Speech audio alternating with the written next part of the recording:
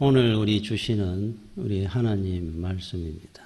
고린도 후서 2장 12절에서 17절입니다. 내가 그리스도의 복음을 위하여 드로아에 이름에 주 안에서 문이 내게 열렸으되 내가 내 형제 디도를 만나지 못하므로 내 심령이 편하지 못하여 그들을 작별하고 마게도냐로 갔노라. 항상 우리를 그리스도 안에서 이기게 하시고 우리로 말미암아 각 처에서 그리스도를 아는 냄새를 나타내시는 하나님께 감사하노라. 우리는 구원받는 자들에게나 망하는 자들에게나 하나님 앞에서 그리스도의 향기니 이 사람에게는 사망으로부터 사망에 이르는 냄새요 저 사람에게는 생명으로부터 생명에 이르는 냄새라. 누가 이 일을 감당하리요? 우리는 수많은 사람들처럼 하나님의 말씀을 혼잡하게 하지 아니하고 곧 순전함으로 하나님께 받은 것 같이 하나님 앞에서와 그리스도 안에서 말하노라. 아멘. 오늘 우리 주시는 이 첫 번째 주제가 있습니다. 우리 12절, 13절을 간단하게 요약을 하면은 사도 바울은 복음을 전할 때마다 역사가 일어나고 부흥하고 능력이 임하고 우리는 그렇게 생각을 합니다. 그런데 오늘 드로아에서 복음의 문이 열리고 기회가 있었는데 바울은 스스로 포기하고 그러니까 다른 말로 하면은 복음 전파에 실패했다는 겁니다. 그래서 드로아를 떠나게 됐다. 자기가 능력도 없고 부족함을 고백하는 거예요. 그러면서 14절에 결론을 내는데 그러나 우리 하나님은 그리스도 안에서 우리를 승리하게 이기게 하시는 하나님이시다. 이렇게 결론을 내립니다. 이기게 하시는 하나님. 우리가 능력이 있고 참 우리가 잘나고 힘이 있어서 모든 것들이 다 잘 되는 것이 아니고 나는 실패하고 부족하고 아무 능력이 없는데도 불구하고 하나님께서 나를 이기게 하시더라. 이게 바울이 하는 말씀이고 또 우리의 신앙 고백입니다. 믿음의 길을 우리가 가다 보면은 늘 형통하고 잘 되는 것이 아니고 실패할 때도 있고 길이 막힐 때도 있고 어려움이 있을 때가 있습니다. 그런데도 세월이 지나서 이렇게 생각을 해보면은 합력의 선을 이루시는 하나님께서 그 실패가 실패가 아니고 그 어려움이 어려움이 아니라 우리를 이기게 하시게 하기 위한 과정이었구나 라고 우리가 알 때가 많습니다. 그래서 바울은 앞에 눈앞에 있는 것을 보고 낙심하거나 원망하지 말고 범사에 감사하라는 겁니다. 그 중에 하나의 본문이 오늘 말씀입니다. 바로 그런 내용이에요. 그래서 나는 부족하지만은 하나님은 능력이 있으신 분이 나는 아무것도 할 힘이 없지만은 만왕의 왕이신 하나님이심을 기억하라는 거예요. 오히려 하나님은 내 부족함을 들어서 하나님이 더 귀하게 쓰시는 이유가 있을 때가 있습니다. 고린도전서 1장 26절에서 29절에 사도 바울은 이렇게 말씀을 합니다. 형제들아 너희의 부르심을 보라. 육체를 따라 지혜로운 자가 많지 아니하며 능한 자가 많지 아니하며 문벌 좋은 자가 많지 아니하도다. 그러나 하나님께서 세상에 미련한 것들을 택하사 지혜 있는 자들을 부끄럽게 하려 하시고 세상에 약한 자들을 약한 것들을 택하사 강한 것들을 부끄럽게 하려 하시며 하나님께서 세상에 천한 것들과 멸시받는 것들과 없는 것들을 택하사 있는 것들을 폐하려 하시나니 이는 아무 육체도 하나님 앞에서 자랑하지 못하게 하려 하심이라. 우리가 만세전 또 아브라함 때부터 지금까지 하나님께서 늘 쓰시는 전략이 있습니다.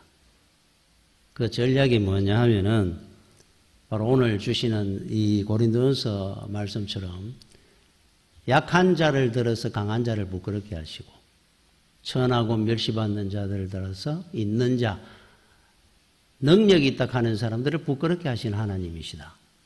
이게 하나님의 영원한 전략입니다. 앞으로도 이리 갈 겁니다, 하나님은. 골리앗을 쓰러뜨릴 때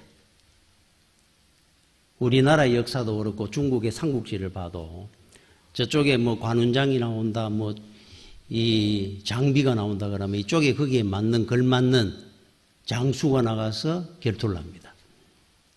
옛날 전쟁들이 그랬습니다. 육박전을 하는 시대니까.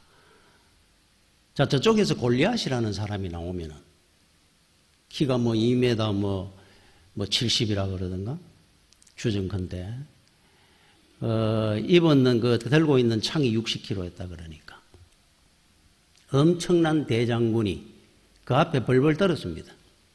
이스라엘 3만 명의 정예병들이.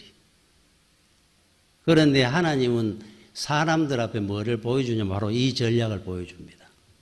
어린아이 무장도 안 했는, 칼도 안 들었는 다윗을 그 앞에 세우는 거예요. 이 말이 되는 이야기입니까? 그래 그 형들이 네가 죽으려고 그러느냐, 빨리 집으로 안 가고 여기서 뭐 하느냐라고 막 호통을 칩니다. 이게 말이 안 되는 싸움이잖아요. 그런데 돌멩이 하나로 골리앗을 쓰러뜨리고 끝을 냅니다. 이게 하나님이 하시는 늘 전법입니다. 그 이유가 뭐냐? 모든 사람들이 저거는 다윗이 한 것이 아니라 하나님이 하신 거구나라는 걸 알게 하기 위해서. 출애굽을 할 때 애굽이라는 대제국의 바로왕을 무릎을 꿇게 하는데 그때 여호수아는 뭐 젊은 청년 때고 차라리 여호수아를 들었으면 더 그 말이 안 되는 이야기인데 80된 노인 양을 치던 모세라는 사람을 지팡이 하나밖에 없는 그를 들고 그 앞에 세웁니다. 우리가 아는 것처럼 10가지 재앙으로 바로왕이 무릎을 꿇도록 만듭니다. 바벨론이라는 제국에 나는 새도 떨어뜨린다고 하는 그 당시에 2인자였던 하만이라는 총리가 전행을 베풀고 하니까 하나님께서 그를 쓰러뜨리는 방법으로 성문 문지기였던 모르드게를 세워서 그를 무너뜨립니다. 그 권세를. 늘 이렇게 합니다. 나는 부족하고 능력이 없어서 하나님 일을 할 방법이 없습니다라는 변명을 하지 못하게 합니다. 두 번째, 하나님께서는 홀로 영광 받으십니다. 하고 나면은 저 사람의 능력이 저만하니까 사람의 능력을 사람들이 말하지 아니하도록 하나님이 하신 거구나 하는 걸 알게 하기 위해서. 그래서 우리가 분명히 알아야 될 것이 있어요. 여러분들이 직분을 맡은 일이나 또 봉사하는 일이든 그 일을 할 때 내가 잘나서 이 일을 하게 됐다라는 생각을 하면 안 됩니다.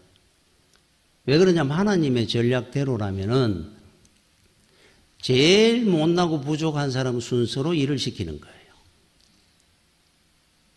그래야 하나님이 영광 받으시니까. 그래서 우리는 평생 그걸 기억해야 됩니다. 나는 부족하기 때문에 쓰임받는구나. 나는 못나고 능력이 없어서 하나님 앞에 이 일을 맡게 됐구나. 이걸 잊어버리면 안 됩니다. 능력 있고 잘난 사람 순서로 시킨 게 아니고 못나고 부족한 사람을 세워서 골리앗을 쓰러뜨리는 거예요.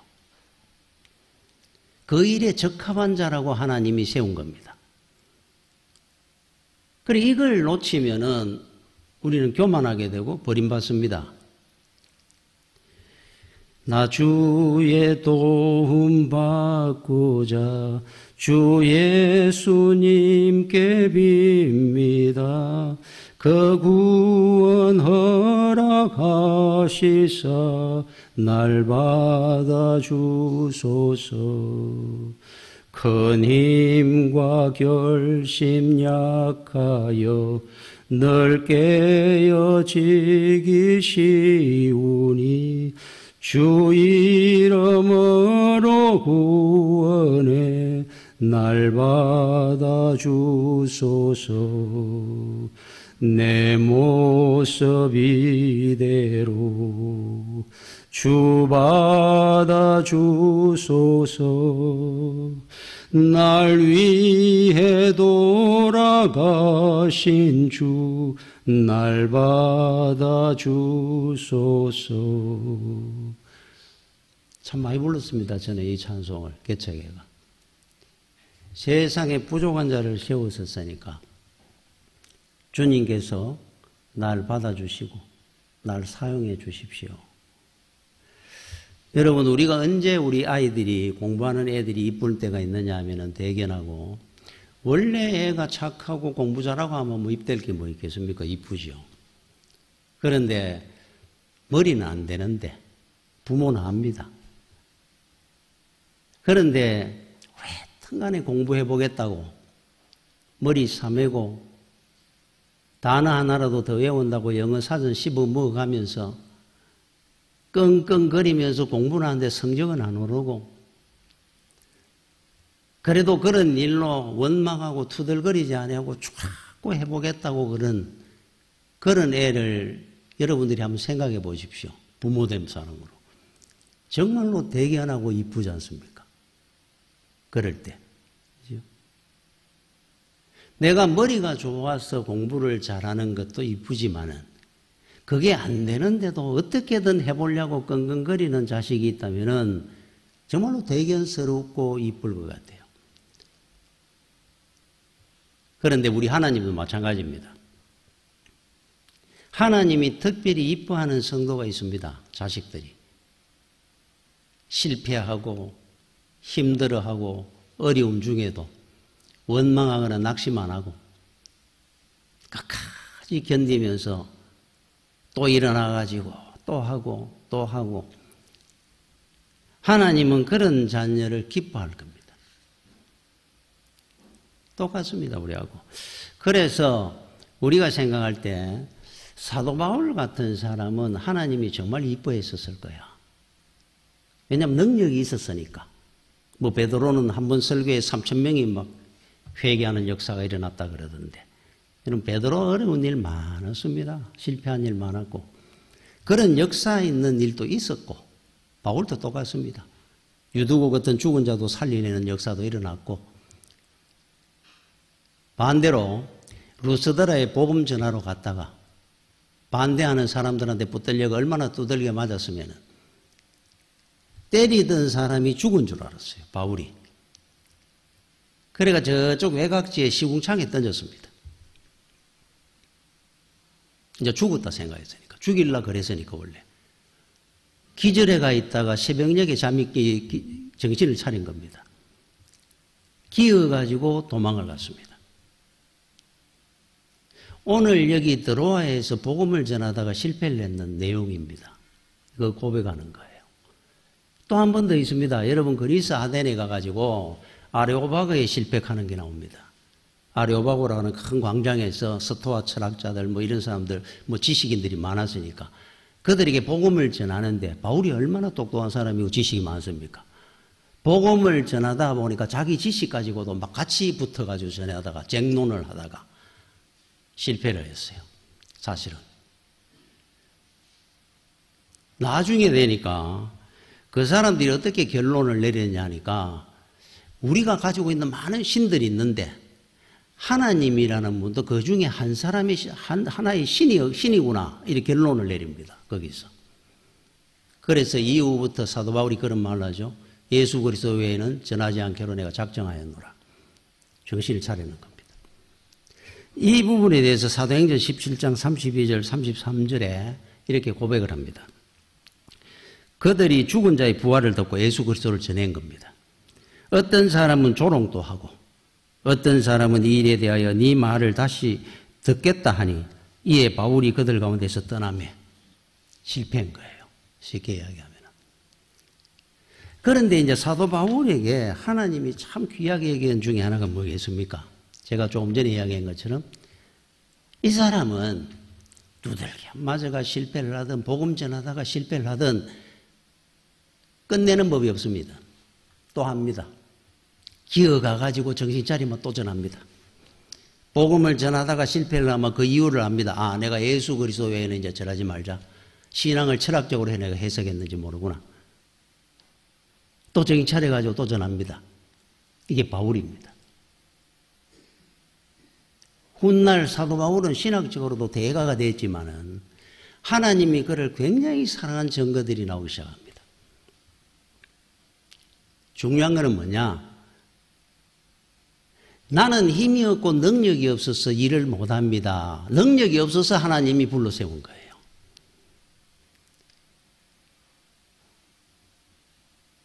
저거는 누가 해도 다 아는 건데 내가 하니까 더 어려워진 것 같습니다.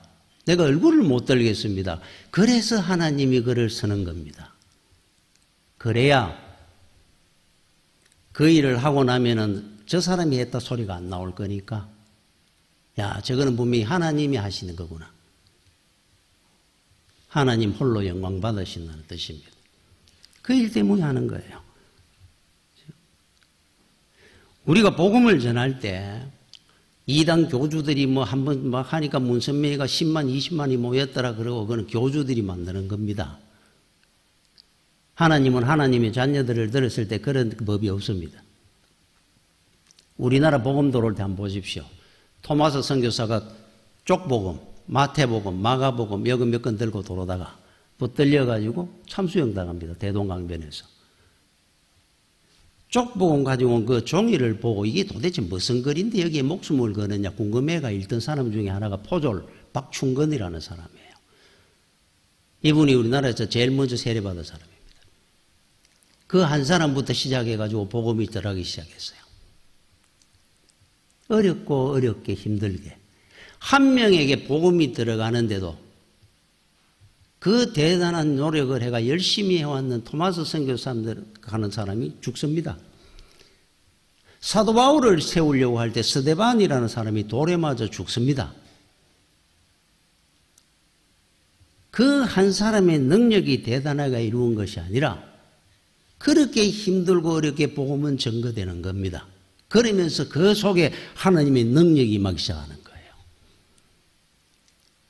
우리는 생각할 때 내가 어떤 대단한 능력이 있어가 열심히 해가지고 뭔가 팍팍팍 눈에 보이듯이 하나님은 그래 안 세웁니다. 그래 되면 그 이단 교주 됩니다. 사도 바울도 우리가 생각할 때 그런 분이 아니었어요. 넘어지고 실패하고 단지 하나 다른 점은 어지간한 사람은 그나마 포기를 하는데 이분은 포기하는 법이 없었다는 것이 하나의 장점입니다. 하나님은 그런 사람을 귀하게 생각하고 사용합니다. 그러니까 주의 일은 특별한 능력이 없고 머리가 나쁘고 여러 가지로 못나도 얼마든지 쓰이기도 한다는 뜻이에요. 저는 전할 때 어느 집사님이 목사님 설교 이렇게 하실 때 크게 뭐 어려워하지 않고 이래서 어려운 게 없는 것 같은데 이래 이야기를 한번 하시더라고요. 그 설교가 그렇게 힘듭니까? 설교가 힘듭니까? 목사가 늘 하는 게 설교인데. 그 예를 들면은 뭐 일주일에 공예배만 해도 주일날 옛날에 오후 수요 예배 뭐 이래만 해도 일주일에 3번, 금요 기도에 4번 뭐 이래라도 해야 되는데. 모르겠습니다. 그래서 제가 그러는 겁니다. 쉽게 하는 분들도 있을 겁니다. 저보다 훨씬 일에 능력이 있고 머리도 뛰어난. 저는 굉장히 힘들었습니다. 왜 그러냐니까 여러분들이 요즘 우리 목사님들이 보면 이렇게 컴퓨터 이렇게 탁 세워놔놓고 탁 내려가잖아요. 얼마나 보기도 좋고 괜찮습니까? 저는 이 컴퓨터를 못 써서 안 쓰는 것뿐만 아니고 제 머리에 입력을 그래갖고는 안 되기 때문에 못 봅니다. 제 그 설교 원고입니다, 이거. 여러분 보이십니까? 이거 아마 저도 한 2, 3주 지나가면 못 읽습니다. 자, 빨간 사인펜으로 설교 원고 한번 씁니다. 파란 사인펜. 중요한 단어는 빨간 사인펜으로 씁니다. 자, 그런데 이게 그냥 설교를 쓰다 보면 그냥 한번 쓰는 게 아니고 쓰다가 고치고 쓰다가 다 새로 쓰고 이러면서 한 25장을 씁니다. 쓰고는 그 밑에다가 다시 빨간 사인펜, 굵은 사인펜, 파란 사인펜, 까만 사인펜으로 줄을 긋습니다. 중요한 부위들을. 칠합니다. 외웁니다. 자, 그리고 까만 사인펜으로 옆에다가 또 단어 하나씩 중요한 단어들을 또 써놓습니다. 줄마다. 그리고 전체적으로 단락을 짓는 걸로 또 한 번 이렇게 굵은 사인펜 보라색하고 초록색으로 또 돌립니다. 외웁니다. 자, 이거를 하는데 5번, 6번 걸립니다. 그러면 이제 계속 봅니다. 그리고 이제 눈 감고 이제 외웁니다. 처음부터 끝까지. 또 한 번 봅니다. 옛날에는 한 6, 7번을 보면서 이렇게 외워졌는 것 같아요. 근데 요즘은 한 10번 이상을 봐야 이제 이거 외웁니다. 그래서 이렇게 서가 오는데 사실은 이 원고를 그냥 처음 이래 보고 이래 잘 안 보죠. 그 이제 어느 정도는 입력을 해 놓죠. 그래서 토요일 날 전날 되면 누워가지고 주일 낮에 오후 예배급 뭐 예를 들어 옛날에는 6개 할 때 차리더라면 쫙 외웁니다. 그러고 나옵니다. 그리고 와가지고는 뭐 잘 안 본다 뭐 이게 중요한 것이 아니고 그래서 제가 이래 하는 그게 하나 있습니다. 모토가. 머리가 안 되면은 몸으로라도 떼어보고 몸으로 했다고도 안 되면은 죽으라고 노력이라도 해보자. 그게 제 모토입니다. 나름대로 노력을 이래 합니다. 오늘까지 이래서가. 그런데 저는 그런 생각을 합니다. 하나님께서 그래도 이렇게라도 좀 이뻐 보지 않을까. 그래서 제가 컴퓨터를 내가 못 쓰는 이유 중에 하나입니다. 머리에 안 들어올 것 같아가지고. 계속 종이에. 제가 그래서 한번 그런 생각을 한 적이 있습니다. 제가 고등학교 때 이 정도 했으면 서울대 안 갔겠나 이런 생각을 합니다. 목회 설교가 더 힘든 것 같아요. 자, 또 하나는 우리 주의 종의 길을 갈 때 우리가 생각할 때는 평탄대로가 열리면 좋겠는데 그렇지 않은 경우가 많습니다. 실패도 하고 가던 길이 막히기도 하고. 그런데 사람은 베델도 막히고 브엘세바도 막히고 막힐 때 하나님을 찾습니다. 또. 그래서 우리 가는 길을 하나님께서 왜 막으시느냐 하면은 이유가 있기 때문에 막으실 때가 있어요. 그 전상천 목사님이라는 분이 있습니다. 이분은 집안도 굉장히 좋았고 옛날에 그래서 뭐 공부도 많이 했는 분이에요. 예일대, 뭐 프린스턴 여기서 학위를 박사학위까지 받은 분이고. 그런데 우리나라 돌아가 이분이 신학을 했어요. 그리고 목사 안수를 받았습니다. 학위는 했는데 그래서 목회를 처음에 몇 년 했습니다. 하다 보니까 힘들거든요.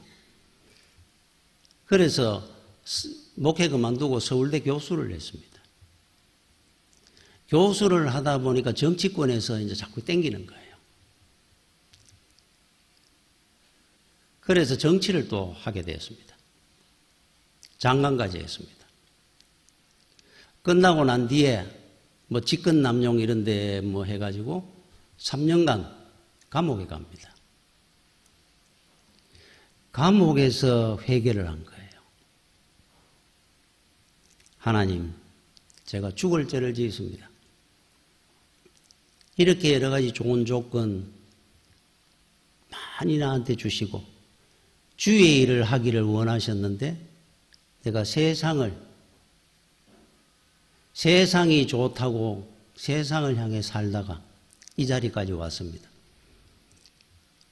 정말 그분 말대로 감옥 인문통 옆에 앉아가 붙들고 그렇게 기도를 하고 회개했답니다. 그리고 이제 나왔습니다. 하남 들판에 자기 재산 다 팔아가 땅을 이제 사가지고 비닐하우스를 저희가 개척을 했습니다. 지금은 이제 소천하셨습니다. 거기서 남은 인생을 한 20년 가까이 개척교회 비닐하우스 하다가 이제 가셨는 분이에요. 그런데 나중에 그런 생각이 들 겁니다. 천국 가서. 야, 내가 그때 참 감옥 안 가고 정시하는데 그렇게 잘 불려가지고 잘 됐더라면 어쩔 뻔했나.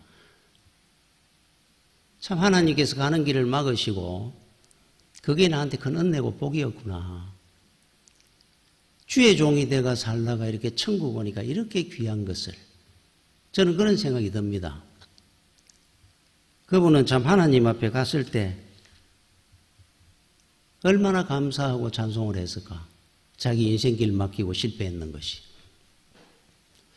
여러분 살다가 길이 막히고 어려움이 온다. 실패했다. 그거는 하나님이 부르시는 또 다른 소리입니다. 부르시는 소리예요. 그게 실패로 길을 막히게 하기도 하고 어려움이 오는 그게 하나님이 나를 부르시는 소리입니다. 합력의 선을 이루신 하나님께서 분명히 복된 길로 인도할 겁니다. 그래 유대인 격언에 이런 것이 있어요. 앞도 막히고 뒤도 막히고 옆도 막히거든 위를 바라봐라. 하나님을 보라는 뜻입니다. 그 프랑스 그 1차 세계대전 때 프랑스의 그 포터 장군이라는 분이 있었어요.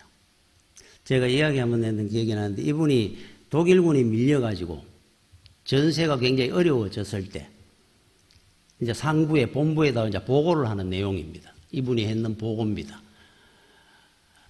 중앙진지는 무너졌고 좌측 진지는 퇴각했고 후퇴했고 우측 진지 하나 남았는데 겨우 견딜만 합니다.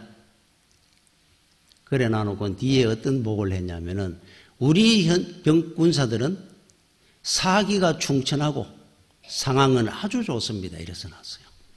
여러분 생각할 때 그게 보고입니까? 중앙진지 무너지고 좌측 진지에는 후퇴하고 오른쪽 겨우 살아가지고 버티고 있는데 진지 하나 가지고 상황은 아주 좋습니다. 이래서 놨어요. 여러분 우리가 살다가 여러분 인생길도 똑같습니다. 중앙 진지가 무너지고 좌측 진지가 막히고 겨우 나무가 오른쪽 진지 줄을 붙드는 그 길 하나 남았습니다. 그 갈 때 하나님 감사합니다. 상황이 아주 좋습니다. 내 인생에. 감사하는 사람이 돼야 됩니다. 하나님이 하시는 일에 잘못된 일이 있겠습니까? 없습니다. 그게 우리 성도입니다. 자, 15절, 16절을 한번 읽어보겠습니다. 우리는 구원받은 자들에게나 망하는 자들에게나 하나님 앞에서 그리스도의 향기니 이 사람에게는 사망으로부터 사망에 이르는 냄새요 저 사람에게는 생명으로부터 생명에 이르는 냄새라 누가 이 일을 감당하리요. 자, 우리는 이래 썼는데 예수 그리스도의 표현입니다. 우리 모든 사람은 다 냄새를 갖고 있죠. 물체는 한국 사람은 한국 사람 냄새가 있고 미국 사람은 미국 사람 냄새가 있다 그래요. 그 부산에서 쇠바트 한 마리를 키우는 사람이 훈련을 얼마나 잘해, 얼마나 똑똑한지 앞에 마트에다가 물건을 이제 사러 올 때 그 안에다가 입에 장바구니를 물리고 종이에 씁니다. 뭐 김 몇 개, 라면 뭐 몇 개, 뭐 이래 써가지고 카드하고 거기에 보내면은 얘가 갖다 주는 겁니다. 그러면 이제 마트 주인이 보고 그대로 이제 담아가지고 카드 끊어가 이제 영수증하고 이렇게 보내요. 그러니까 마트에 갔다 와가 이제 장도 보고 이렇게 물고 옵니다. 자, 이분이 대구로 이사를 왔어요. 이사를 왔는데 깜빡해버리고 그 세파트한테 앞에 마트 서도 모르죠. 종이에 서가 카드 보고가 보낸 겁니다. 자기가 대구 이사 왔다 하는 걸 잊어버리고.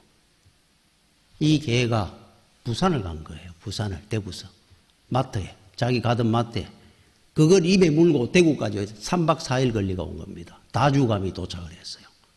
밥도 물도 못 먹고. 그 주인 집을 찾아온 겁니다. 그때서야 아는 겁니다. 아, 왜 걔가 어디 갔느냐 그러고 걔를 잃어버렸다고 막 그 마트에 가버린 겁니다. 냄새를 사람보다 400배 더 강하게 맡는다 그럽니다. 자기 냄새를. 자, 사람에게 우리가 중요한 거는 냄새가 있다 그러는데 마음의 냄새도 있어요. 착한 사람한테는 착한 냄새가 납니다. 악한 사람에게는 악한 냄새가 납니다. 그런데 중요한 거는 한 가지 냄새만 나잖아요. 착한 냄새도 나고 악한 냄새는 날 수 없잖아요. 그래서 우리 냄새 나는 것이 우리는 한 가지 냄새가 나게 돼 있는데 예수 그리스도는 두 가지 냄새가 난다는 겁니다. 주님에게 두 가지 냄새가 나는 것이 아니라 주님을 찾아오는, 주님을 만나는 사람이 구원받지 못한 악한 사람에게는 사망에 이른 냄새가 날 거고, 구원받은 착한 영혼에 대해서는 생명의 냄새가 날 것이다. 예를 들면 헤로당이 예수님에 대해서 메시아에 듣기로 만왕의 왕이다 그러니까 메시아가 오면 자기 왕자리를 잃어버릴까 봐. 그래서 아기 예수를 다 찾아가 죽이라고 난리난 겁니다. 바리새인이나 사두개인들이 예수님을 죽이려고 자기 기득권 잃어버릴까 봐. 그분들한테는 예수 그리스도가 사망의 냄새였거든요. 죽는 줄 알았습니다, 자기들이. 그 외에 수많은 성도들, 뭐 막달라 마리아부터 해가지고 삭개오, 우리 주기철 목사님, 손양원 목사님, 오늘 우리들까지 수많은 성도들은 예수 그리스도로 말미암아 생명의 냄새, 그리스도의 향기를 맡습니다. 그렇잖아요. 그래서 예수님에게는 두 가지 냄새가 납니다. 생명의 냄새와 사망의 냄새. 두 가지 냄새가 주님에게 난다는 거예요. 우리에게는 생명의 냄새가 나는 예수 그리스도입니다. 그리스도의 향기라 표현을 해놨어요. 우리가 그렇다고 한다면 알아야 될 중에 하나가 냄새는 배이게 되어 있습니다. 여러분 불고기집에 가 불고기 먹고 나면 나중에 사람들이 다른 사람들이 압니다. 냄새가 나니까, 불고기 냄새가. 제자들이 얼마나 무식하고 신앙적으로 연약했습니까? 다 도망가 버리고 주님이 죽는다 그러는데 기도 좀 하라 그러니까 다 잠들어 버리고. 그런데 알게 모르게 그들에게 3년간 주님을 따라다니다 보니까 주님의 냄새가 배입니다. 그들에게서. 나중에 주님을 새로 만났을 때 회개하고 나니까 역사가 일어났는 이유입니다. 자, 여러분들을 한번 돌아봐야 됩니다. 우리가 예수 믿은 지가 얼마입니까? 우리한테는 어떤 냄새가 나는지 여러분 스스로 한번 맡아보시면 돼요. 어떤 냄새가 납니까? 한번 맡아보십시오. 주님을 여러분들이 진짜 함께하고 몇 년간을 사랑했다고 한다면 예수님의 냄새가 여러분의 삶 속에 배어 있어야 됩니다. 최소한 배기라도 해야 됩니다. 내 힘으로 그리스도의 향기를 못 내도 배기라도 해야 돼요. 그렇지 않으면 아직도 세속적이고 생각하는 판단하는 것이 가치관이 세상 사람과 다를 바 없다 그런다면 그건 심각한 문제입니다. 예수님을 믿는 것 같지만 전혀 냄새 한번 안 배워본 겁니다. 들어가 보지도 않은 겁니다. 불고기집에. 우리 교회에 한 10년 있다가 이분이 그 조명대 집사님이라는 분이 있어요. 이분이 그 마산 지금 창원에 옛날에 그 학원을 했습니다. 영어 학원을. 학원을 했는데 지상 뭐 1층, 지상 5층, 지하 1층 이래가지고 전 건물을 다 빌려가지고. 그때 뭐 그렇게 많이 없을 때 원어민 교사를 거의 한 50명 이상을 두고 막 대단하게 막 크게 한 겁니다. IMF 와가지고 완전히 실패를 했습니다. 오다가 대구에 연고도 없는데 우리 동네 오게 되고 우리 교회를 왔습니다. 그때 제가 40대 초반이고 그분이 저보다 3살 위에니까 같이 있었습니다. 고생 많이 했습니다.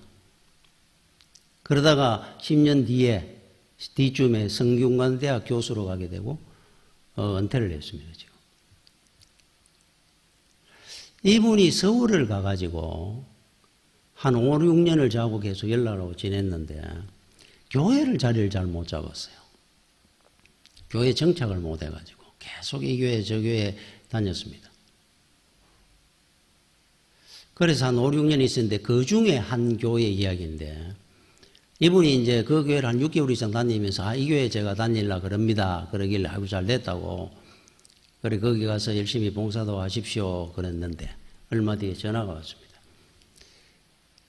교회를 이제 옮기려고 그러는 이유가 뭐냐 그러니까 교회에서 옆에 바로 붙어 있는 건물이 빌딩이 하나 있는데 5층짜리 교육관을 써야 되는데 이 빌딩을 사고 싶은 거예요. 교회에서. 근데 이제 그때 살라고 얼마 정도 하느냐 하니까 100억이 넘습니다. 그때 20년 전인데 100억이 넘는 빌딩이에요. 그래 교회가 재정적으로 그게 부담이 되니까 그러던 중에 이 교회 이 빌딩을 갖고 있는 한 분이 사업을 하다가 부도가 나가지고 이게 경매에 들어가게 되고 60억에 교회에서 이거를 매수를 한 겁니다. 100 한 2, 30억 하던 게 60억을 샀어요. 근데 목사님이 이제 그 이야기를 하면서 광고를 하면서 내가 하나님 앞에 우리 저 빌딩이 우리 교육관으로서 이게 꼭 필요한데 우리 재정이 이 정도밖에 안 되니까 하나님 어떻게든 우리가 저 빌딩을 사게 해달라고 기도를 했더니만은 저 사업하던 저 주인이 부도가 나가지고 우리가 이렇게 사게 됐습니다. 그럼 목사님은 큰 그거 없이 그 이야기를 하셨는지 뭐 이야기를 했는데 그게 상처가 된 거예요. 자기도 그 부도 나가 굉장히 어려움을 겪어봤으니까.